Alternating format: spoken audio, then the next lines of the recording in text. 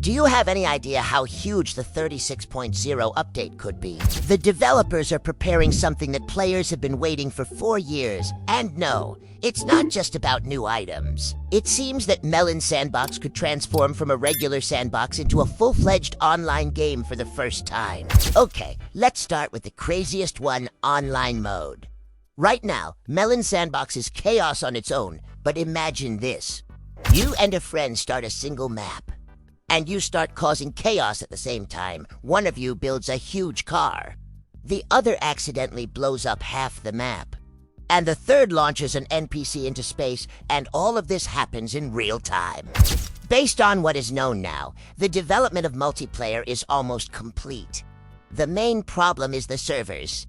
On release day, online can be crazy. That's why the update is so delayed. They're literally trying to prepare for the massive influx of players, and to be honest, this already sounds like the most important update in the game's history.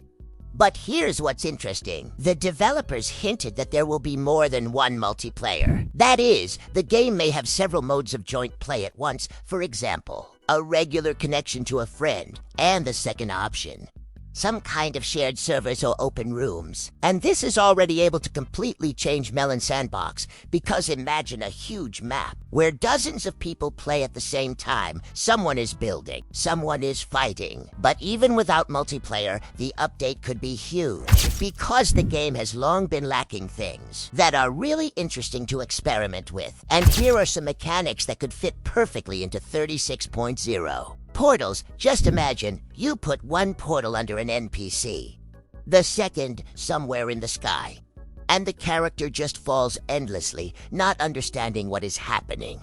Or you can make a real obstacle course where objects fly across the entire map. With portals, players would start creating so strange mechanisms. That workshop would turn into a crazy lab in a week. Jetpack, to be honest. The air in the game is almost never used properly. Yes, you can fly, but there is still no full-fledged convenient device for flight. And now imagine a jetpack. The character takes off abruptly, leaving behind smoke, sparks, can hover in the air, accelerate, crash into walls. And all this without complicated control. This is the kind of thing that seems so obvious that it's surprising it's not in the game yet. Space in Melon Sandbox looks beautiful now.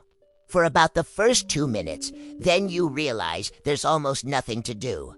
And that's where the perfect idea comes in, a black hole, a rare space event that randomly appears somewhere far beyond the map. It starts to attract objects, break physics, create a strong shaking, and literally destroy everything around. This would make space exploration really interesting. Transport Editor. This is an update that the community has been waiting for a long time. Currently, the creation of vehicles is severely limited. However, if the developers add a full-fledged editor, players will be able to create cars, tanks, airplanes, trains, mechs, and anything else they desire. These tools often give a game a second life. In short, 36.0 now looks like an update.